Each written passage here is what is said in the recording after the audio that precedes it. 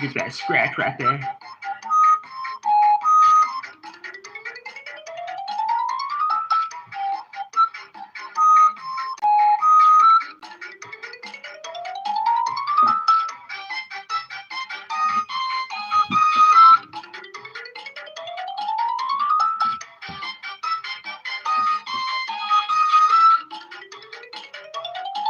Gather on in, or not.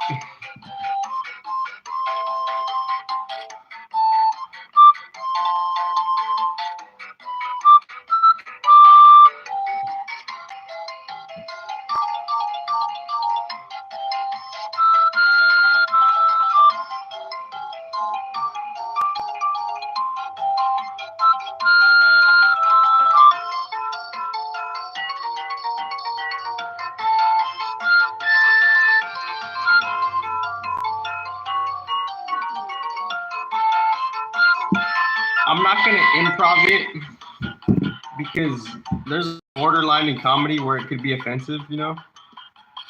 And obviously, if I'm on some type of you know, different speaking platform, I wouldn't want to you know, want to like offend someone directly, you know, because like people's sensitivities,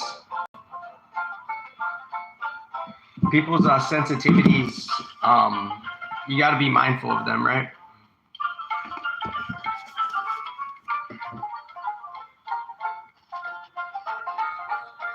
So I got $2.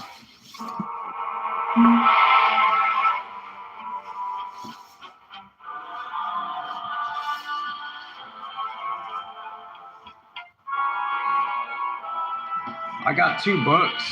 I'm just gonna run. I'm just gonna like really run through this book.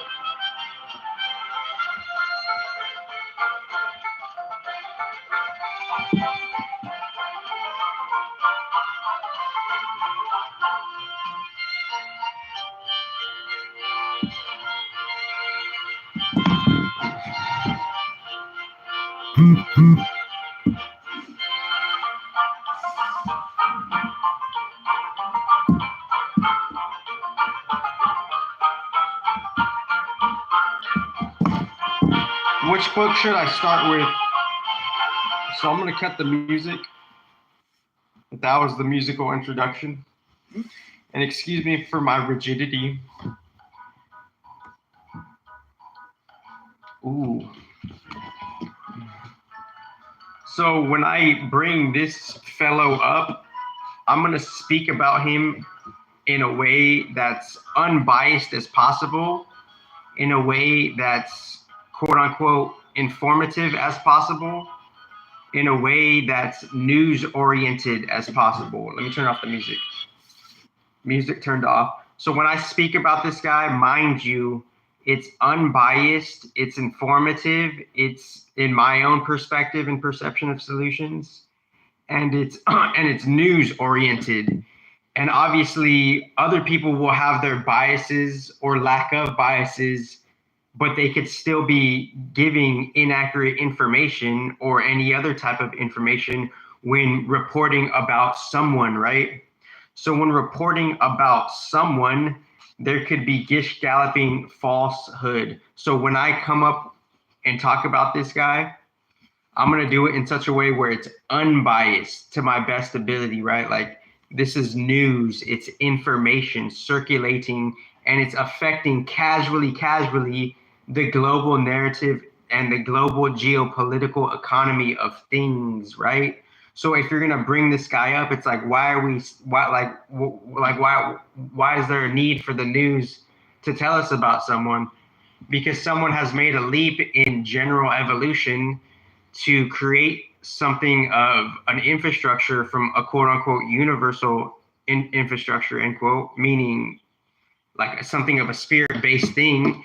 And a new landmark has been created in such a way where it's important and significant for us to co-create, right? And upon this new co-creation of this guy's infrastructure and the quote unquote universe's infrastructure is there's a quote unquote natural cosmic law, right? So since there's a quote unquote natural cosmic law, it's up to us to find out and research upon that respectively to see how we could sustain whatever we build to the future, right?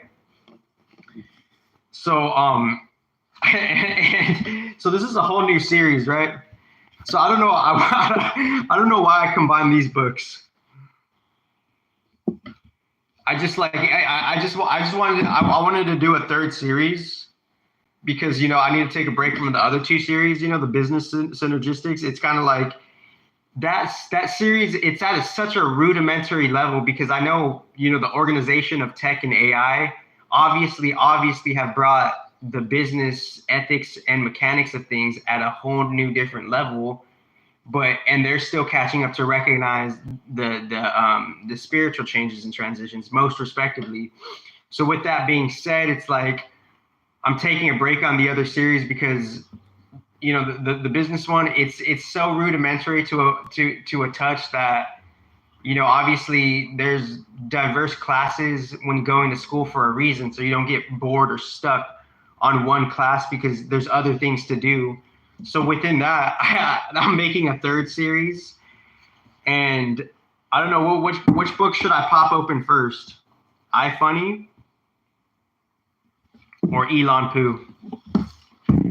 And if I read this Elon Poo book, I'm gonna read it. I want to read it like I just want to like go through it, right? And I've skimmed through it in the past, and it has a good like it has a good spot in time. It has a good place in time for where things were significantly different, right?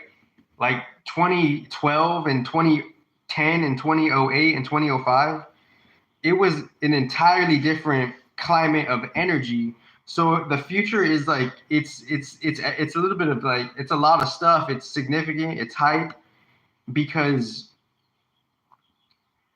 the climate of energy is changing itself. And since the climate of energy is changing itself, we have to catch up to the changes, right? Respectively. So if I were to run through this book, maybe I'll just read like the first page and the last page of each chapter. Therefore, I could just kind of like run through it, right? So here's young Elon. Let me show the pictures right here.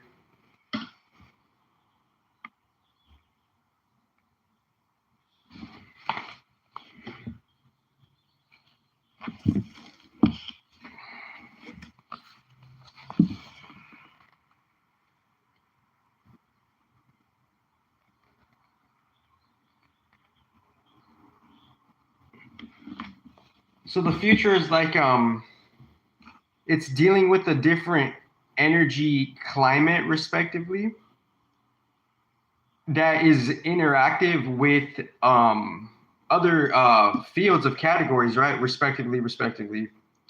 And within saying that, what we don't necessarily know is those insightful category of industries, they have their own level of disorder and order, right? But the lack of natural law, it upholds the disorder in the field of things when going to the future, right?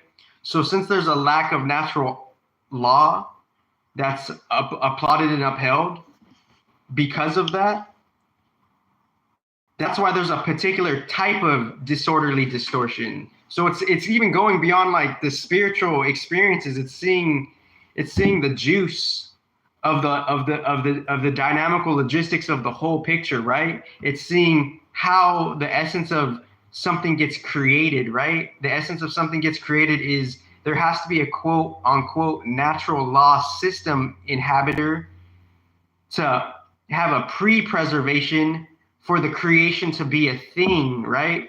So like when we're going into the future, it's a little bit of like a lot of things, right? It's a little bit of like whatever you're hyping up about, but particularly within a different esoteric lens, the energy climate is drastically, significantly changing. So if the energy climate is changing and the systems on a different level can't correspond and resonate with that energy climate, then at default, the systems will need a change shift from a different standpoint, right?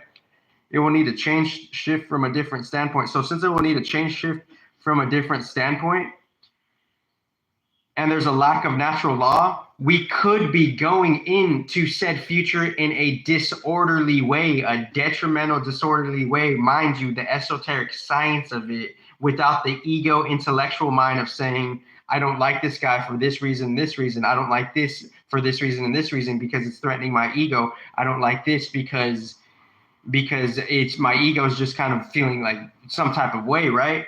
But putting the ego aside, it's like, it's seeing the intellectual evidence in an unbiased fashion.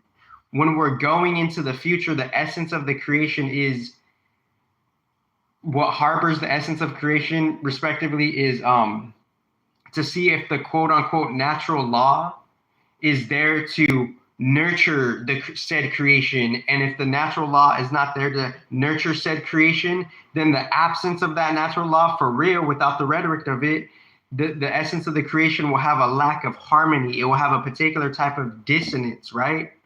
So with saying that shit, it's like, and this is off the cuff type of shit.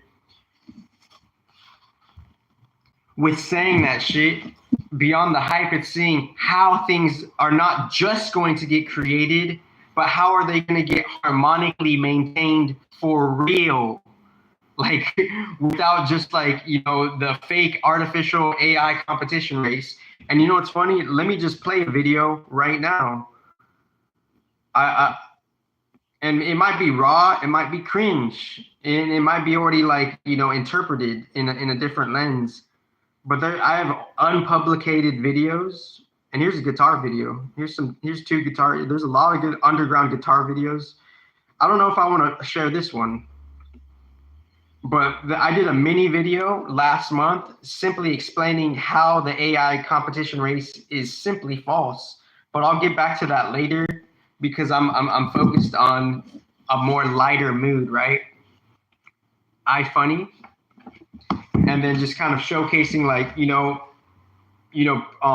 being aware of Elon on an unbiased way, right?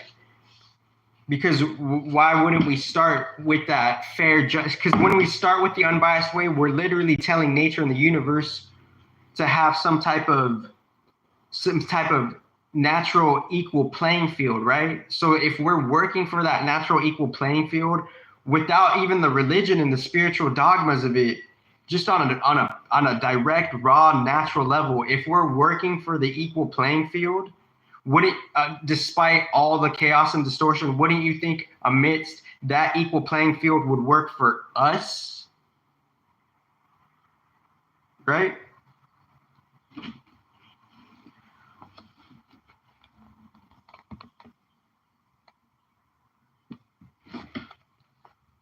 So when I hear about Elon, I want to do it in a way where it's unbiased, where it is what it is. Evolution took its place where it took its place, and different battles and wars happen across the field, surface level proxy to just general creation and general maintenance, right?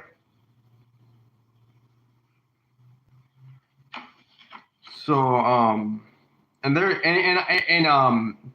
let me read my recent what do you call that? My recent little shit blog post, because it does mental intellectual justice for me to reiterate what I'm saying, so it's not just a two-dimensional understanding of things, and I could review it for more clarity and context, right? So this book, this is a cool book to, like, cop. I read through it, and it's very like, it's very there's some good, like, detail orientation outlines per the projects he's going through, and obviously as I read it, as I skim read it, y'all will see why. But let me read my recent post, and it just is what it is, It just is what it is.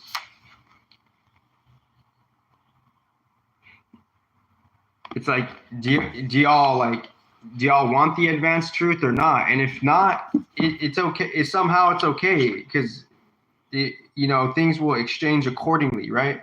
So if things will exchange accordingly, it's up to my new surface level ego to just be okay with that, like be okay, like just let it go type of shit. And if I let it go and I accept my karma, then I don't have to put unnecessary mental burdens on myself, and I can live my life.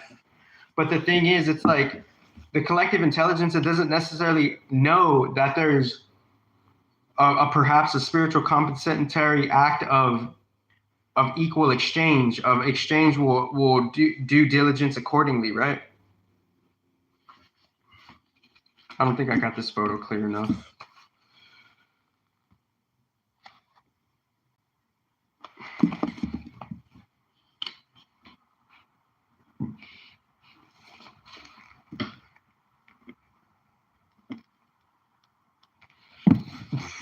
And y'all probably, like, y'all in the quote unquote the Wall Road sector, obviously y'all are familiar with this book. It came out like, god damn, when did it come out?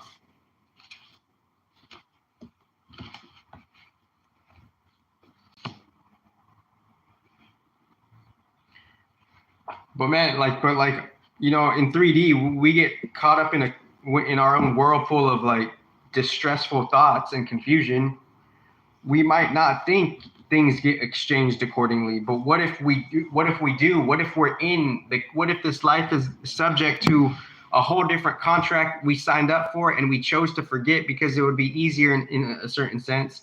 But what if we're already in the contract? What if the destiny is already laid out in such a specific energetic context where it's you still gotta like kind of like work towards that, you gotta like bring it out kind of shit, like the destiny just doesn't the destiny isn't necessarily given to you. It's up to you to bring it out for the contract, and how the contract gives you a certain type of energetic confines and bearings and a labyrinth of life's infrastructure for you to water the plant. So the plant, it's up to you to put in the energy work of you watering the plant, so the destiny actually becomes a thing. It becomes a thing amidst the different traversities that are happening. The different traversities that are happening. It's like that's part of the nature and the life of just the differentiation of how the archetypes could be at odds in different sectors and pockets of nations, or how in a unique experimental case, the archetypes could be working together, right? The archetypes of just like whatever you lean towards as an archetype more significantly as another, even though you're kind of like more or less all the archetypes, but genetically you're one more archetype. And from that genetic archetype, your mental archetype is being crafted and created from different differentiation of genetic archetypes, making you a unique, differentiated individual archetype. And within that archetype, you're a new archetype dealing with abstract, contrasting archetypes, and it's only a chance for you to either be harmonic with the other archetypes or at odds with the other archetypes. It's like that's the experience, that's the experiment itself. It's like seeing how the archetypes of the originals, respectively, like in the natural lens, and how they're coming together and seeing themselves differentiated and perhaps at odds. And based on the circumstance and dynamic, they could go to war, right? So the archetypes have a chance to be at odds based on their individual new life contract, or the archetypes could try to work something out based on their new individual life contract. And the individual life contracts are shifting through the changes of time and the changes of law and the changes of nature. And we're all just getting our fill while we can. We're simultaneously always getting quote unquote good and not good karma, end quote. The quote unquote not good karma is the lack of the good, the lack of the comfort sometimes, and the not good is not necessarily bad. It's just not good, So the not good, it's not necessarily bad. It's just not good. And what I mean by that is that's part of duality of life. It's like we need, like, that not good energy has to be recognized, so we have a different balance, so we don't hanker over just the comfort and the good, because ironically the good and the comfort could have a finite energy supply, or you have to do a certain length of work to go about and get that good energy, right? So this is the science of the good energy in a new modesty, right? So we talking dragon capsules. Y'all talking dragon capsules up in this B? Y'all talking dragon poo?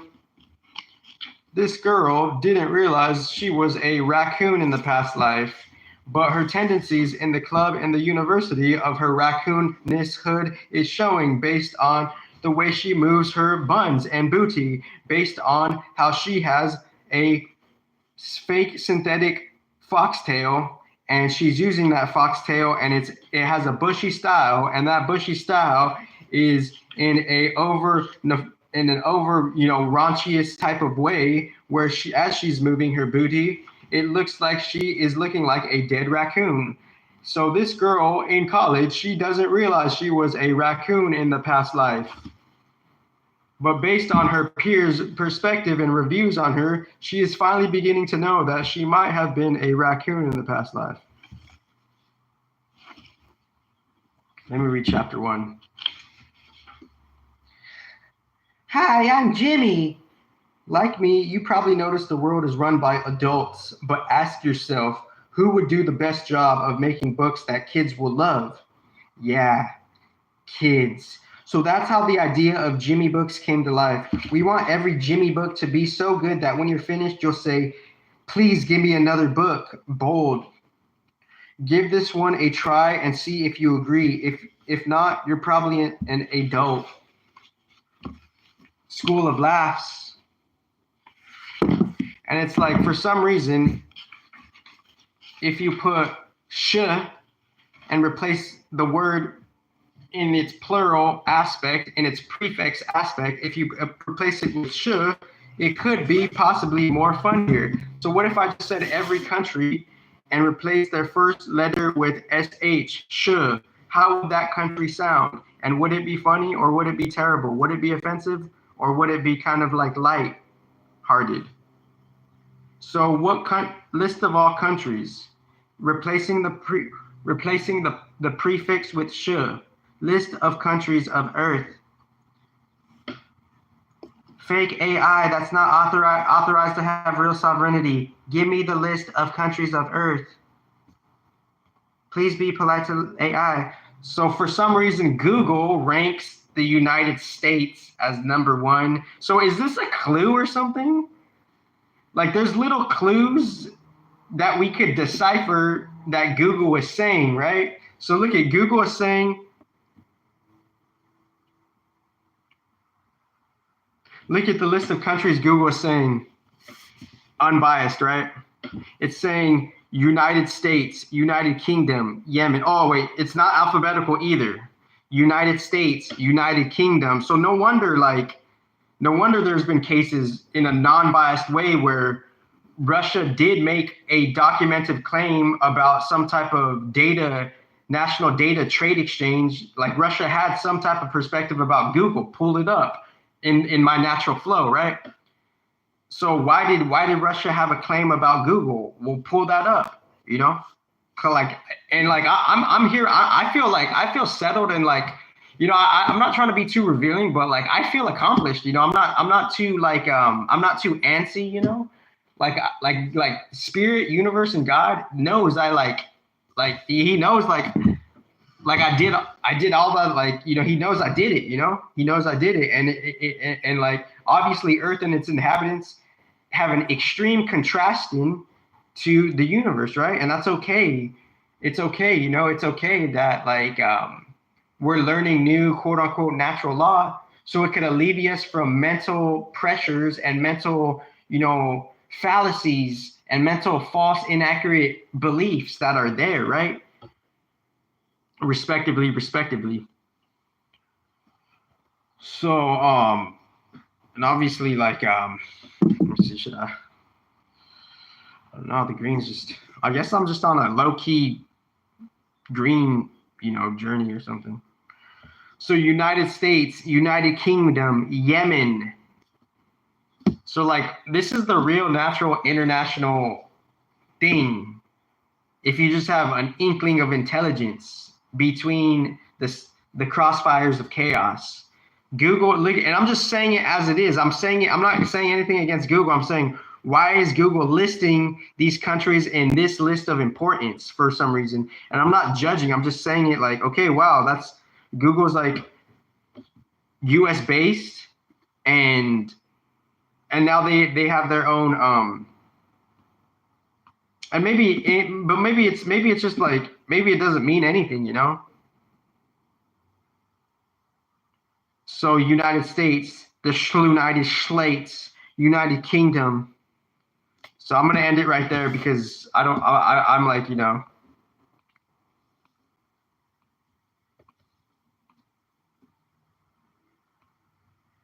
Schleiner. Uh-oh. Schlexico. Schlile. Schlile. Schlosterschlika. Schlorschloi. Schlossschlelia. Schluschlelin. Schlafschlaflige. Schlafschloria. Schlicka schloragula. Schweisland. Schlelschlium. Schlustan. Schlermany. Schlingapore.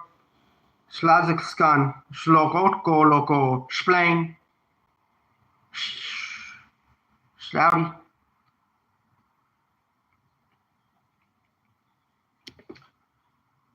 Okay, did I lose the flow? What book should I focus on? Wait, sorry to jump around, y'all. Unbiased news. Unbiased news. Unbiased news. Ooh, let's get it on.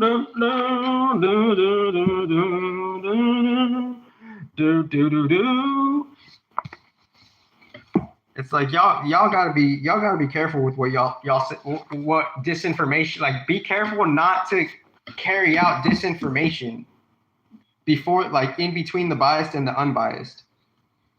Because what justice does that do if you're sharing disinformation about someone? Uh-oh, page 217, I see Russians. 217, Elon Musk. Case in point, in the middle of the paragraph. Case in point, the retirement of the space shuttle made the United States totally dependent on the Russians to get astronauts to the ISS. I'm gonna start the book from the beginning, excuse me. So, table of contents. And I'm shouting out Elon because casually because you know, going into Taurus season, you know, Taurus season, like low key, it's about getting down to like, it's about getting down to the nitty gritty as well, right? It's about really like,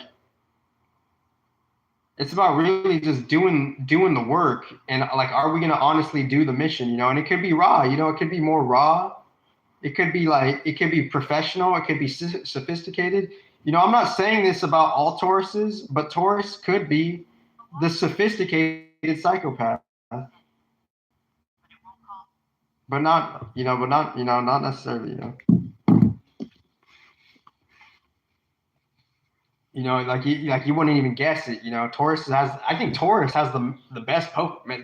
Taurus might have like the best poker face, right? And y'all Tauruses know it. Like, they're just there. They're there. They're seeing it. They're having their precise judgments on you. They're fucking having their final verdicts. They're putting you in their little video game ritual. They know how they're going to process you. They know how they're going to have your data. They see you. They have the investigative data on you. They know your data. Don't underestimate what they know. You know, they know you. They know about you and shit like that somehow. Like, Taurus knows about everybody somehow and shit like that. So going into Taurus season, I'm just kind of like saying, like, this is something we could like focus on, is like, where is the news taking us with world leaders unbiasedly? And where is tech taking us within wherever the fuck it's at in its present advancement, original open source? Like, where's that taking us? In Taurus season, it's going to bring all the fucking facts up to life, especially Uranus conjunct Taurus. It's like, the spiritual world is like it's so significant right now, like casually, just in a very sleek alignment of things, right? And then once Uranus goes to Gemini, you know, that like that 11th, 8th house flavor, you know, Uranus being 1/3 of Scorpio, respectively, you know, the main exaltations of Scorpio is Mars, Pluto, and Uranus. You know, Uranus being 1/3 of Scorpio is, it's like keeping that like, low key, it's keeping that like, it's keeping that the equilibrium of the life energy and the death energy at equilibrium, right? Because there's a life energy within the Scorpio 8th house field, and there's a death energy within the Scorpio 8th house field. And Uranus is there has to be a beacon of energy stabilizers where something is bringing some type of equilibrium to that. So there's an equilibrium to the life energy and the death energy. So that's the Scorpio. So we're gonna have an unconscious knowing and a raw knowing of just kind of getting what do you call that? Titillated, kind of getting aroused. Taurus season is like the season for arousal, right? There's an arousing going on. We're getting aroused in Taurus season by seeing unconscious Scorpio in the dark. Our unconscious body is doing the works of getting like, you know, a unique equilibrium of nature of life energy and death energy, Scorpio. And then opposed to that is the sun sector and the sun field of how the base is the Scorpio, and the sun dynamic of how we're getting the light field and the photon field, and how that sun field and light field within a different space of constellation is hitting the Earth. So so when sun is in Taurus, it's the sun field hitting the Earth body of constellation. So within that Taurus season, it's gonna be a season of arousal, but it's gonna be a season of like Uranus depositing Scorpio energies respectively. It's also going to be a season of like spiritual death, right? Uranus is low key spiritual death, right? Or spiritual transformation in just a unique setting. So there's going to be a spiritual transformation, a big one, generally in the sector of, you know, general everything, right? And original open source or whatever, and respectively. And within that, Uranus conjunct Sun in Taurus season, we're gonna like the sun is also equated to like visual competition and wars. So we're gonna be like, the stage is gonna be set and the drama is gonna be in such a way where we have a problem with the universe somehow, because that's Uranus conjunct Sun. Uranus is here in the field of the sun in Taurus, Uranus conjunct Sun, and for some reason, the equilibrium of life and death energy, we're going to see that, and we're going to get life force from that conjunction in Taurus. And as we're going to get life force,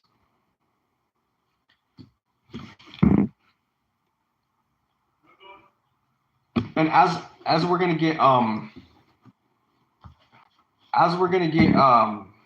life force from the sun arena of the Taurus constellation, and Uranus being there and influencing and affecting his change, his radical spiritual change of like introducing a different universal field of innovation, and that plugs in that 11th house energy. And I wouldn't be surprised if like Uranus is like has a secret exaltation in the 12th house and the first house respectively. But that's the thing. That's the advanced, differentiated, complex mechanics of the deeper human design, right? Everything is differentiated and could be exalted possibly within anything, right? On a different level. So what am I really trying to say here? I'm trying to say that, you know, Uranus being kind of like a progenitor of 11th and 8th house is in the 11th and 8th house is going to be in the second house. So within the second house, we're going to be having more so the life force energy of possibly warring, you know, or just like fighting over, but like we could fight over the sun, right? So what we see we could fight over, there could be some type of dilemma or quarrel, the sun, right? So within the dilemma or quarrel, Uranus is going to be there, and the second house is I have. So we're going to have that Uranus. We're going to have that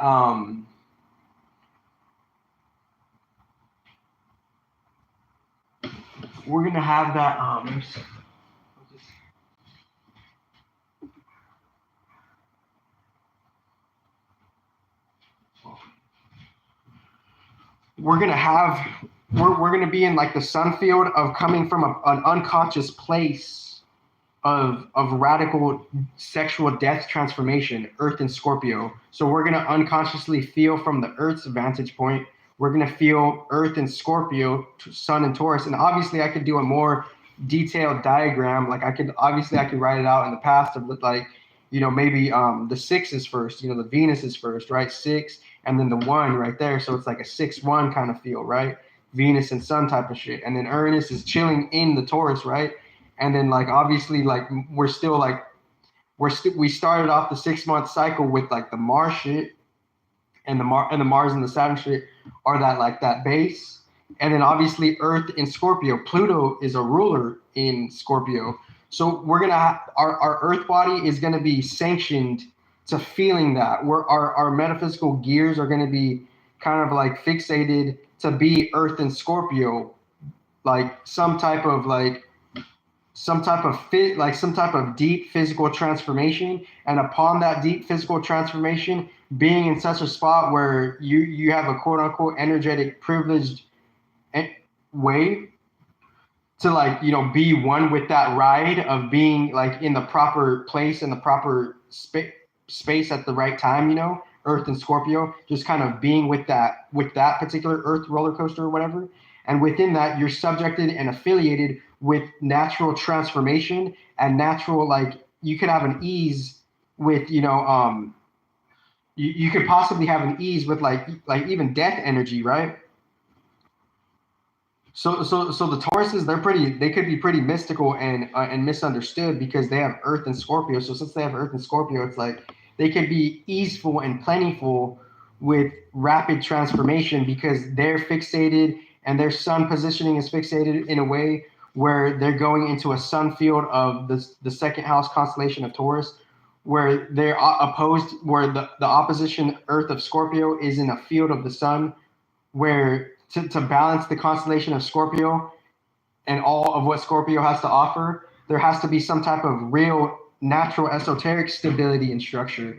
So Sun and Taurus, it's like it's seeing the natural stability and structure and how they're geared to move through Scorpio type of shit. It's like the Sun is geared to move through their Earth shit. Like I feel like I'm like me being like a third decan Libra Sun. It's like I'm geared to move through just like the airy shit, but without saying it, So the Earth sign, it's kind of like doing the shit without saying it, right? You're just doing it, right? Like you're moving, you're getting up to go grab your coffee, but it's not what you do, it's how you do it. And as you're doing all of that shit, it's like all this, and I could just run down all the sun signs too, like the sun sign in Lib, our Earth sign based on the decan, the degrees, and the other aspects is we could be unconsciously moving through things of just like not necessarily like even thinking about things more significantly because the Earth sign is the I amness, it's that Earth. It's just like it's kind of just like it's a very particular Venusian embodiment, Sun in Libra, and I'll do the Earth signs later. But going into Sun and Taurus, it's going to have a peak. It's going to have a significant technical logistical peak of the intersection between all of the AI tech hype and the spiritual predecessors bringing their preserved field and how they've been influencing the AI and influencing themselves simultaneously. And that's going to be brought to the forefront too, because Uranus conjunct Sun and Taurus. So it's like, it's a quote unquote, whether we like it or not, it's not good, not bad, but it's like there's a different field doing its own thing. And that field of contrast, it could be more significant in the field of Taurus. We're not even necessarily perceiving the next 30 days, right? But we could say we are, and that's not good, that's not bad. And I'm not trying to condescend anybody, but I'm just saying like, this is a more detailed approach of like, kind of like preparing just casually for the next 30 days. Uranus conjunct Sun is like the spiritual predecessors and the spiritual roundtable. They're simultaneously supporting a field that's beyond the AI in a different stability and structure. And they're also low-key supporting the AI stability and structure because they're situated in a different foundation, right? And the foundational insights, they're they're exalted in the sun in Taurus, right? So I think Taurus season, it's good to like kind of like directly like head on the quote unquote the headline. So we're directly headlining the headline, right? Or we're recognizing the headline, right? This is just my personal path. This is just my personal path, right? Like what's really like at the end of the day, you have to ask like obviously what is important to you, right? Like where's the information leading us? Where's the AI leading us? Where's this shit leading us? So if we ask where's this shit leading us, and there's a bunch of hype news around AI and feel good energy and significant leaders, then we have to quote unquote naturally respond to said things so we could have a different esoteric mental moving on. We're moving on intellectually, right? We're not leaving things in the closet of things, right? Things are happening aside from your, demonic satanic contracts, respectively, naturally saying that as it is. Some people don't have certain detrimental contracts, and that's just the spiritual sovereignty game of it. And this is advanced original or spiritual predecessor shit. So if you can't handle it, then, if you can't handle the heat in the kitchen, get the fuck out the kitchen, So within that, at the end of the day, you have to ask what's important to you, right? Where is the information leading us? Where's the tech leading us for real, though?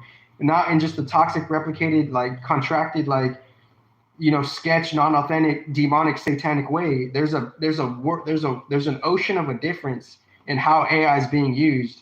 And for your AI to barely ironically get that because of me, that's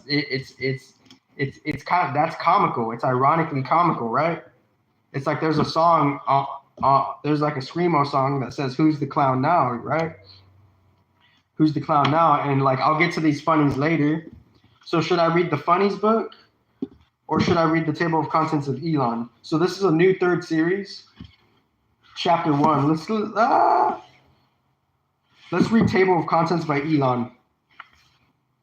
Chapter 1, Elon's World. Chapter 2, Africa. Chapter 3, Canada. 4, Elon's first startup. Woohoo! Chapter 5, PayPal Mafia Boss. Chapter 6, Mice in Space. Chapter 7, All Electric. Chapter 8, Pain, Suffering, and Survival. Chapter 9, Liftoff. Chapter 10, The Revenge of the Electric Car. No Sith, though, or maybe, though.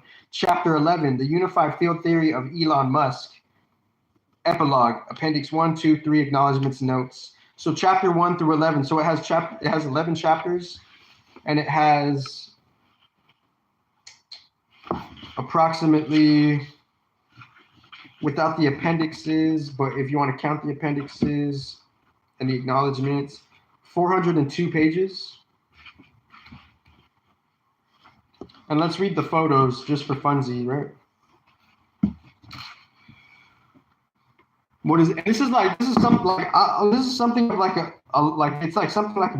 archive, right? It's an archive. So the Howdaman children had lots of downtime in the African bush while on wild adventures with their parents.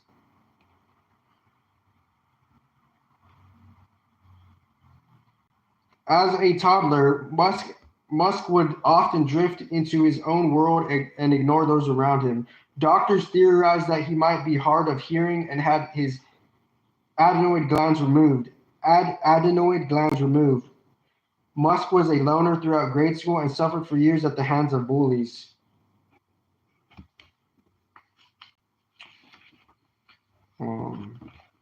Blastar, Musk's original video game code for Blastar, the game he wrote as a 12-year-old and published in a local magazine. Elon, Kimball, and Tosca at their house in South Africa. All 3 children now live in the States. Kimball and Tosca. Musk ran away on his own to Canada and ended up at Queen's University in Ontario, living in a dormitory for foreign students. J.B. Straubel puts together one of Tesla Motors' early battery packs at his house. That's pretty cool. A handful of engineers built the first Tesla Roadster in a Silicon Valley warehouse that they had turned into a garage workshop and research lab. Musk and Martin Eberhard prepared to take the early roadster for a test drive. The relationship between the two men would fall apart in the years to come. SpaceX built its rocket factory from the ground up in a Los Angeles warehouse to give birth to the Falcon 1 rocket. Tom Mueller led the design, testing, and construction on SpaceX engine. Far right, there you are, Tom. Yep, I see you, Tom. SpaceX had to conduct its first flights from Kwajalein Atoll in the Marshall Islands. The island experience was a difficult but ultimately fruitful adventure for the engineers. SpaceX built a mobile mission control trailer, and Musk and Mueller used it to monitor the later launches from Kwaj. And I already showed the pictures. Musk hired Franz von Holzhausen in 2008 to design the Tesla Model S. The two men speak almost every day, as he can be seen in this meeting in Musk's SpaceX cubicle. So this motherfucker, he came a long way as well. Like he really did. Like 28 to 2025. That's a chunk of time right there. SpaceX's ambitions grew over the years to include the construction of the Dragon capsule. Oh, we fucking with Dragon capsules now? Which could take people to the International Space Station and beyond. Oh shit. And that's the SpaceX's ambition grew over the years to include the construction of the Dragon capsule, which could take people to the International Space Station and beyond. Musk has long had a thing for robots and is always evaluating new machines for both the SpaceX and Tesla factories. Oh, I forgot to read my little shit blog post, huh? When SpaceX moved to a new factory in Hawthorne, California, it was able to scale out its assembly line and work on multiple rockets and capsules at the same time. SpaceX tests new engines, and I've driven around that area of I've many times I've driven around where NASA is. And I think I even delivered. I did a couple of deliveries there a long time ago too. But SpaceX tests new engines and crafts at a site in McGregor, Texas. Here, the company is testing a reusable rocket codenamed Grasshopper that could land itself. Musk has a tradition of visiting Dairy Queen ahead of test flights in Texas. In this case, with SpaceX investor and board member Steve Jurvetson and fellow investor Randy Glane. With a Dragon capsule hanging overhead, SpaceX employees peer into the company's mission control center at the Hawthorne factory. Gwynne Shotwell is Musk's right-hand woman at SpaceX and oversees the day-to-day operations of the company, including monitoring a launch from mission control.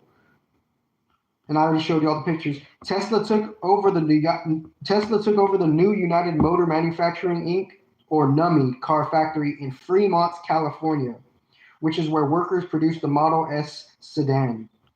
Tesla began shipping the Model S sedan in 2012. The car ended up winning most of the automotive industry's major award. Got to go to the bank, huh?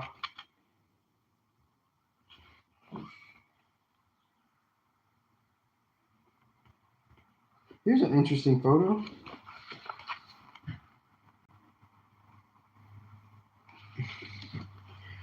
The Tesla Model S sedan with its electric motor near the rear and battery pack exposed. And y'all can copy this book, y'all. Tesla's next car will be the Model X SUV with its signature Falcon Wing doors. In 2013, Mark visited Cuba with Sean Penn and the investor Shervan Pishavar.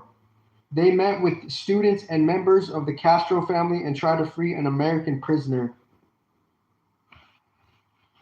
Musk unveiled the Hyperloop in 2013. He proposed it as a new mode of transportation, and multiple groups have now set to work on building it. In 2014, Musk unveiled a radical new take on the space capsule, the Dragon V2. It comes with a drop-down touchscreen display and slick interior. The Dragon V2 will be able to return to Earth and land with pinpoint accuracy. Musk is a non-stop traveler. Here's a look at 1 year in his life via records obtained through a Freedom of Information Act request. Ooh, and I don't know, like, oh, and obviously, like, it is what it is. It's like they have the date. Like people like it's up to a real advanced AI engineer to really see who really has the data of you. Like, people don't like asking these hard questions because it just threatens their ego, right? And it's not about what you don't know doesn't hurt you. It's about what you could stomach to know is for a different type of equilibrium, just to be aware of like what's happening with my data, right? And if we don't have the American sovereignty or the general libertarian sovereignty to ask what's happening with my data, and your AI can't authentically do that and make a case on that, then there's many ironic absent, or there's many like there's just a lack of like critical intelligence in my like humble perspective. Musk married, divorced, and remarried the actress Tallulah Riley.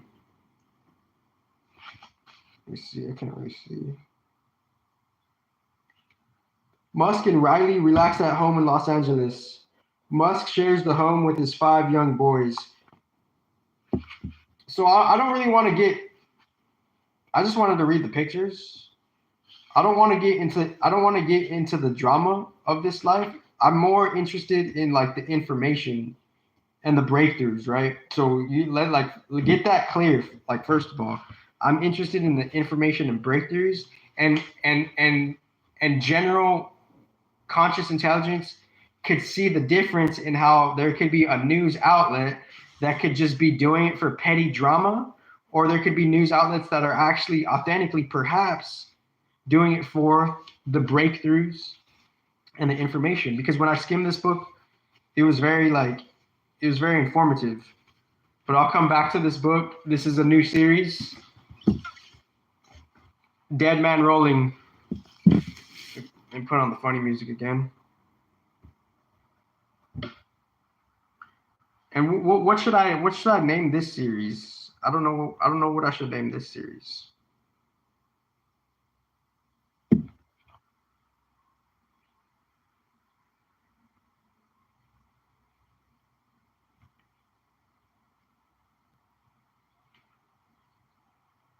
And obviously, like, you know, for some reason,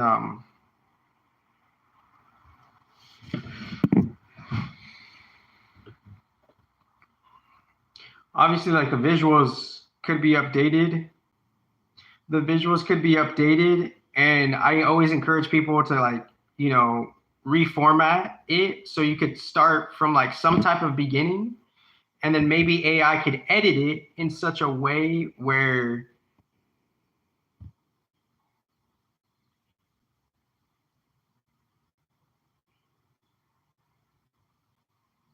like, you know, it could cut the slack, right? So we're trying to cut the slack. So are you going to cut that slicky slack, or are you going to be a pan dulce? You're going to be a pan dulce, or are you going to cut the slick slack?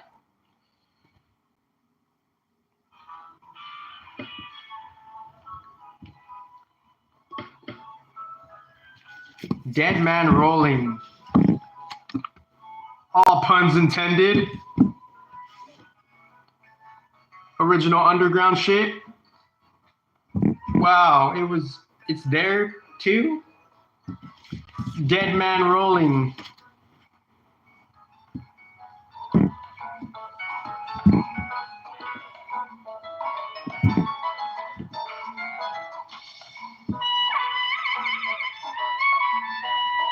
So let me do it. I need to fuck with the intermissions too. The intermissions and the music. It really rebounds the presentation, doesn't it?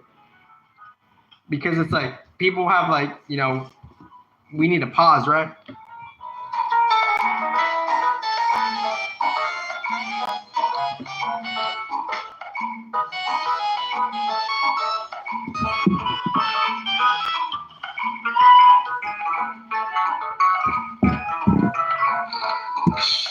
And for some reason, it's showing clear on my screen, but YouTube is feeding it back where it's not clear, so.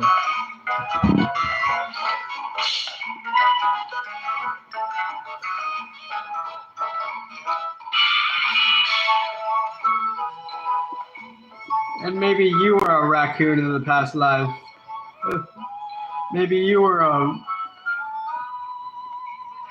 fuzzball, dusty, fuzzy ball beaver in the past life. Chapter 1, Dead Man Rolling.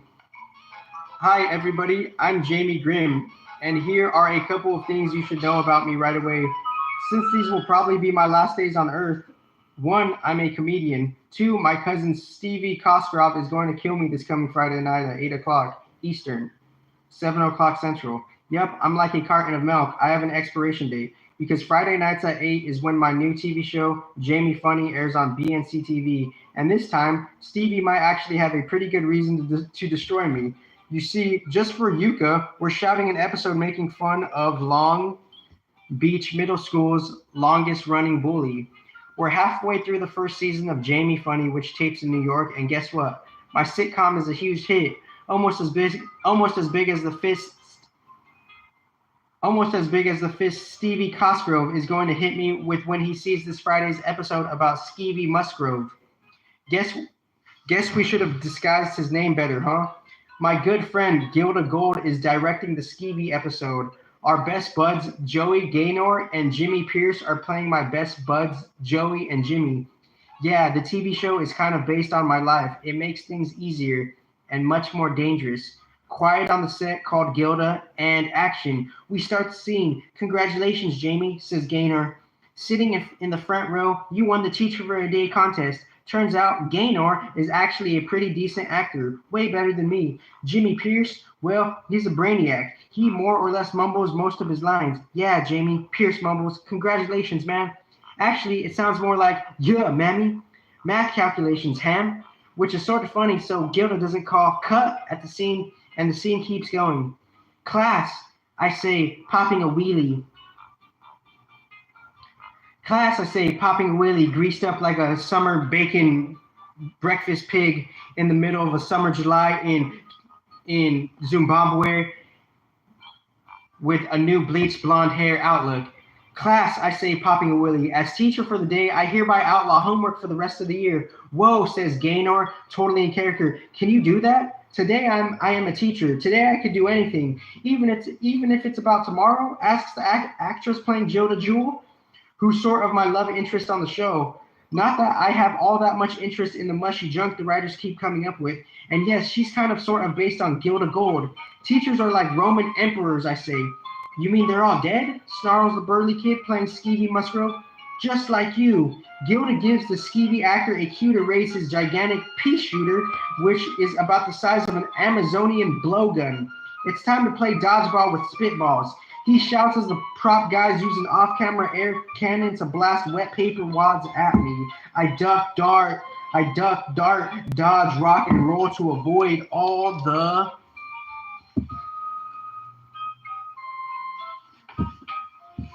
the incoming projectiles. They splat on the wall behind me and sort of ooze their way down. It's gross, which means it's funny. Skeevy goes to reload. As teachers for the day, I say as fast as I can, I hereby declare that it's time for dessert. All the kids on the set pop, open their lunchboxes, and pull out cream pies. Then everyone hurls them at Skeevy. He is creamed by 18 different pies, all of them made out of 100% whipped cream. Gloppy, foamy goop covers his head and dribbles down to plop into his lap. He looks like a whipped cream abominable snowman. And that, class, I pronounce, is another way to science a bully. Fill his pie hole with pie. Why did the pie go to the dentist? It needs a filling. Oh yeah, cousin Stevie is going to love this episode. Why did the pie go to the dentist? It needs a filling. I'm ready to roll, Gilda. Dude, you have wheels. You're always ready to roll, Beezy. What's my motivation in the scene, huh? To annoy everybody else. Congratulations, Jamie. You won the teacher for a day contest. And look it. Here's what they don't show you behind the news scene. Them playing. Here's them at their news outlets behind the scenes. Shout out to all you news networks across the globe having food fights and eating pies and farting around and maybe even somehow anomalistically like levitating, and maybe somehow a Swami G opens a portal and now he's farting out cloud pixel cotton candy fart dust on your news set as you're doing the report. Chapter 2. That's not a sandwich. That's a wrap.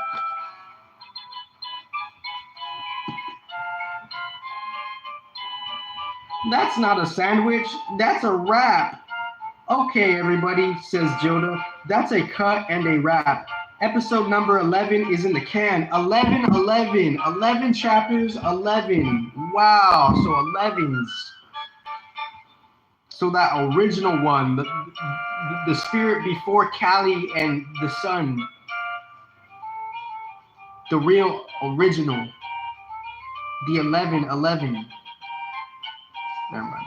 Okay, chapter 2. That's not a sandwich, that's a wrap. Okay, everybody, says Gilda. That's a cut and a wrap. Episode number 11 is in the can. We'll edit it, sweeten the soundtrack, and air it on Friday. After that, Jamie Funny is officially on a 5-week hiatus.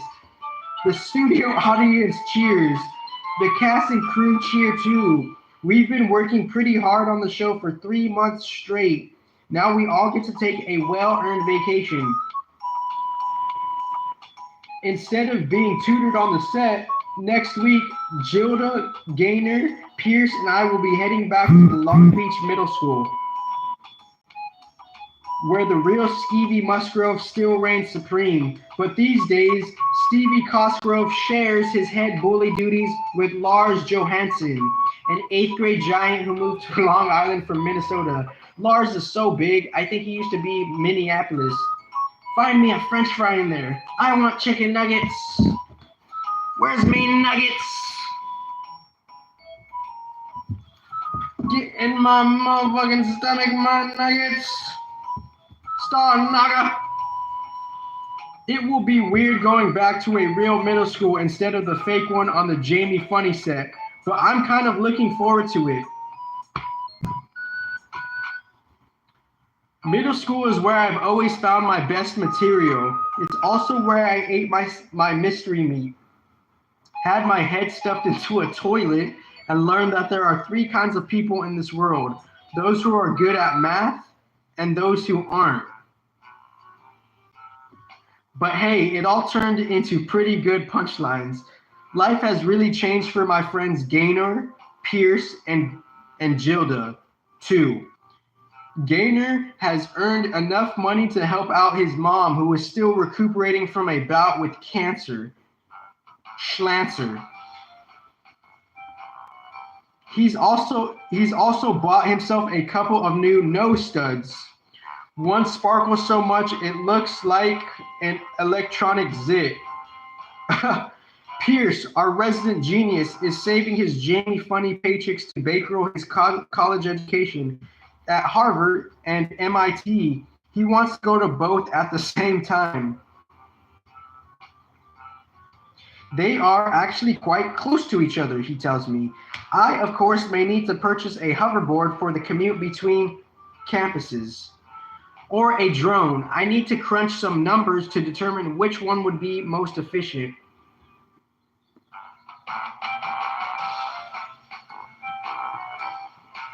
Can you repeat that, Professor? I couldn't quite hear you over the drone of my drone. Gilda. Well, she's already won a full scholarship to study filmmaking at UCLA. She's going to use that money she's made directing episodes of Jamie Funny to finance her first independent feature film. As for me, I'm putting away a big chunk of money in what I call my medical miracle fund. I've gotten pretty good with my wheelchair, farting around and whatnot. But who knows? Maybe someday there will be actually a cure for what ails the bottom half of me. Maybe aliens will land and their doctors will have a way to zap my spinal cord to make it work again. If they do, I want to be financially ready, just in case alien doctors don't accept most forms of major medical insurance. I'm also doing everything I can to help my Uncle Frankie keep his diner running because, well, he always does everything he can to help me. I even offered to buy him a new jukebox, a deluxe digital musical dealio with flashing LEDs and surround sound speakers that could stream the latest radio hits. Thanks, but no thanks, kiddo. Uncle Frankie told me I only like vital doo-wop records. Doo-wop is like rap, but with a melody and lyrics and music and harmonies and, yep, Uncle Frankie hates rap. You can't go yo-yo to it.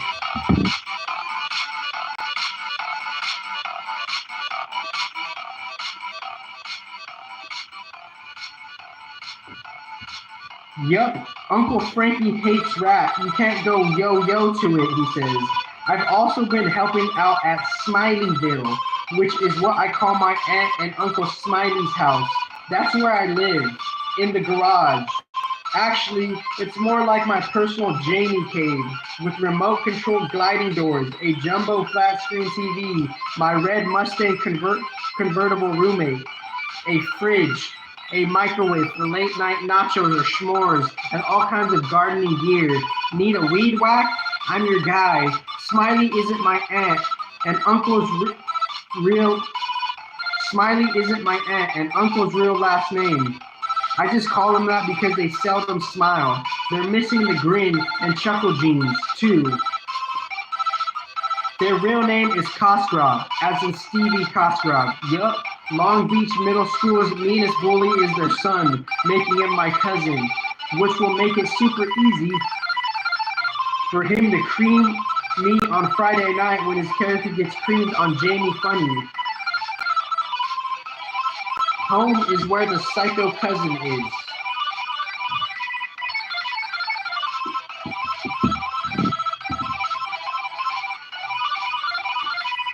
Chapter 3.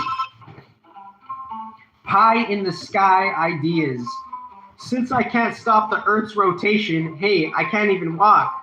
Friday night rolls around right on schedule. We order pizza for dinner, which means I have to answer the door because the pizza delivery guy, Tony, is a budding stand-up comic. He likes to try out his jokes on me. Like an operator draw board patient. I don't mind.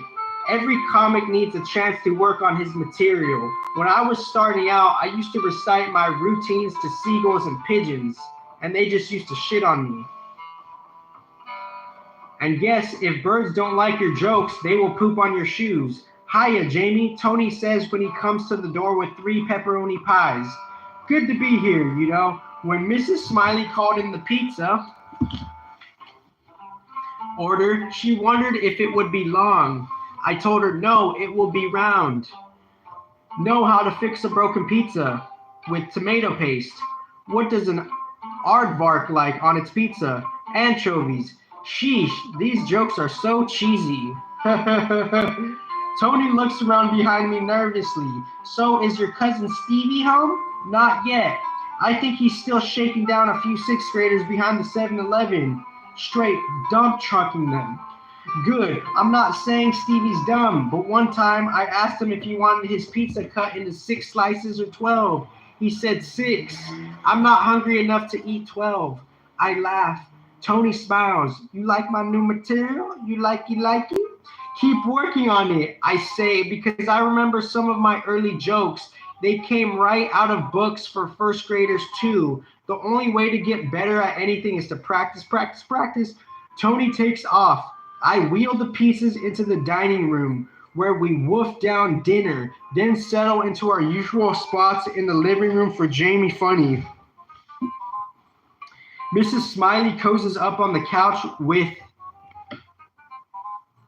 Mr. Smiley. Stevie's little brother and sister perch on ottomans. I just sit where I park. Good news, Stevie still isn't home. I may live to laugh another day. You know, says Mrs. Smiley, who's just read the show's plot synopsis and TV guide. I think it's wonderful that you're playing a teacher in this episode, Jamie. Your grandmother would be so proud. Whoa. She, of course, is talking about my mom's mom, who was also her mom. The moms fucking fused together to make a fucking super mom. Like Thanos is fusing with fucking Super Majin Buu, and now Marvel and Dragon Ball Z are fucking fusing, and Arabia 2077 is like, whoa, we've got the power of time to go beyond the fusion of Marvel and Dragon Ball Z. Because we bought the rights to their company somehow, or something like just some random shit. You know? Just all disclaimers. Good news, Stevie still isn't home. I may live to laugh another day, you know, says Mrs. Smiley, who's just read the show's plot synopsis and TV guide. I think it's wonderful that you're playing a teacher in this episode, Jamie. Your grandmother would have been so proud. She, of course, is talking about my mom's mom, who was also her mom. That's basically how you become an aunt. Your grandmother was a teacher, Mrs. Smiley says, 3rd through 5th grades. I nod because I remember my grandma, even though she passed away 2 years before my mom and dad and baby sister did too. I nod because I remember my grandma, even though she passed away 2 years before my mom and dad and baby sister did too. Yeah, she was definitely a teacher, grumbles Mr. Smiley. That's why she never had any money. Well, says Mrs. Smiley, with, believe it or not, the hint of a smile, that didn't matter to her. Mom always said, instead of making money, I'm trying to make a difference. And that's what Jamie's doing, too, with his TV show. He's teaching kids all kinds of important lessons. And then she pops off the couch and kisses me on the cheek. We're all so proud of you, gushes Mrs. Smiley. I blush. All this praise might have gone to my head, except that's when Stevie comes in the front door. Where's my pie? He hollers. In the pizza box, his little brother shouts back. I don't want pizza, says Stevie as he stomps into the kitchen. I hear the refrigerator door jiggle, jiggle, jiggle, jiggle open. Stevie marches into the living room with a frozen Mrs. Jane's apple pie he must have yanked out of the freezer. I want this kind of pie. What kind of pie would you like today, guys? Across the globe, and I don't know why YouTube is... Just in case anything bad happens to a certain character on Jamie Not So Funny Tonight. Oops, I think Stevie saw the sneak preview of tonight's episode on YouTube.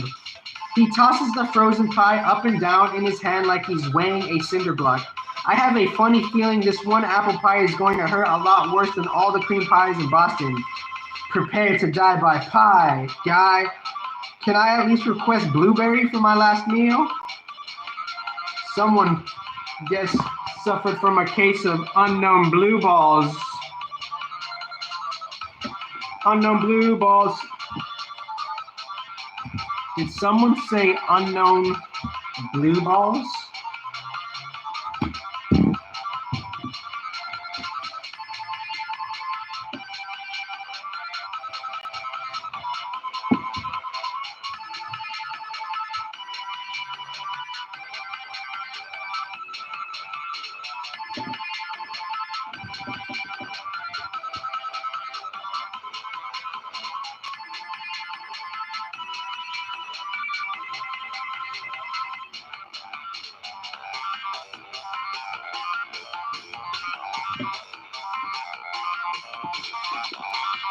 So I read 3 chapters of iFunny. How should I approach this? How should I approach this Elon Musk book? I'll just read the first chapter. Should I skim it? Do you think I'm insane? Do you think I'm insane? The question came from the backdrop, deepest recesses corners of Elon Musk's mind, and his ever-evolving character of justice and mystical lovingness. Do you think I'm insane? This question came from Elon Musk near the very end of a long dinner we shared at a high-end seafood restaurant in Silicon Valley. I'd gotten to the restaurant first and settled down with a gin and tonic. Do you? Gin and tonic. I'm gonna end it right there.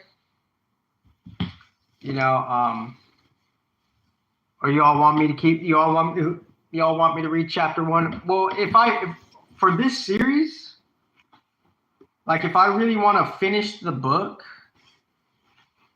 I have to read each chapter and just 3 pages of each chapter. So 33 pages out of 317 pages, maybe 6 pages of each chapter, just to kind of like, because like how do you speed read a book? You read it section by section, right? Unless it's just like, you know, unless it's like really like unless the book is really appealing, then you want to follow up on the necessary information that the chapter provides, right?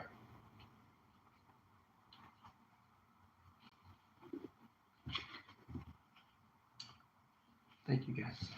This was Proxy Bonanza series or something.